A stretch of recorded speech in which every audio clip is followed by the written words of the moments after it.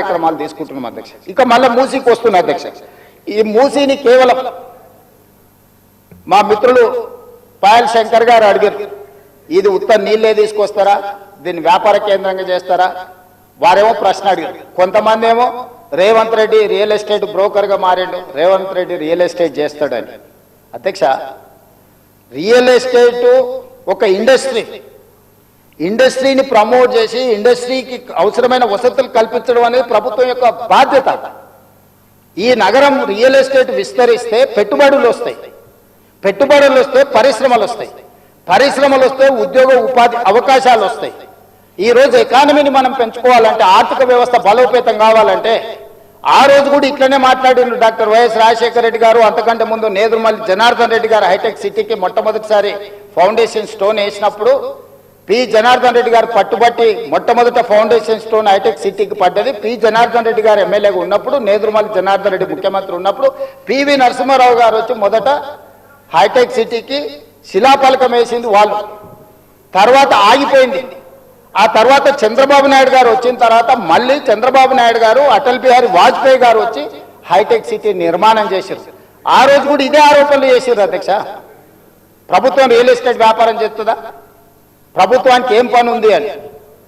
కానీ ఇలా విస్తరించిన నగరం ఎక్కడొచ్చింది అధ్యక్ష? సైబరాబాద్ అని గొప్పగా ఎందుకు చెప్పుకుంటున్నాం? ఐటీ కంపెనీలు, ఫార్మా కంపెనీలు, global capability centres, data centres, ఇవన్నీ ఎక్కడి నుంచి వచ్చినాయి అధ్యక్ష? ఈరోజు ఫైనాన్షియల్ డిస్ట్రిక్ట్, నాలెడ్జ్ పార్క్లో ఎన్ని లక్షల మందికి ఉద్యోగాలు వచ్చినాయి అధ్యక్ష? ఈరోజు విస్తరించే నగరం అర్బనైజేషన్ అవుతుంది అధ్యక్ష. పట్టణ ప్రాంతాలు పెరుగుతున్నాయి, పట్టణీకరణ జరుగుతుంది. ఈరోజు 55% జనాభా పట్టణాలలో నివసిస్తున్నారు అధ్యక్ష. రాబోయే 20-25 ఏళ్లలో 75% మన పట్టణాల యొక్క జనాభా పెరుగుతుంది అధ్యక్ష. కేవలం ఔటర్ రింగ్ రోడ్ ఇన్సైడే 1,34,00,000 మంది ప్రజలు నివసిస్తున్నారు అధ్యక్ష. 3,78,00,000 తెలంగాణ జనాభా ఉంటే ఔటర్ రింగ్ రోడ్ ఇన్సైడ్ మాత్రమే 1,34,00,000 మంది నివసిస్తున్నారు అధ్యక్ష. అంటే ఇక్కడ మోర్ దాన్ 1/3. టోక్యో ఒక సిటీలో తెలంగాణ జనాభా కంటే ఎక్కువ ఉన్నారు అధ్యక్ష. 4 కోట్ల మంది ఒక పట్టణంలో నివసిస్తున్నారు అధ్యక్ష. ఈరోజు ప్రపంచం అంతా పట్టణాల వైపు వేగంగా విస్తరణ జరుగుతుంది. దానికి తగ్గట్టుగా మనం నగరాలను అభివృద్ధి చేసుకోవాలి. అందులో భాగంగానే ఈరోజు వికసిత్ భారత్ ప్రణాళిక ఏంది? ఈరోజు అందుకోసమే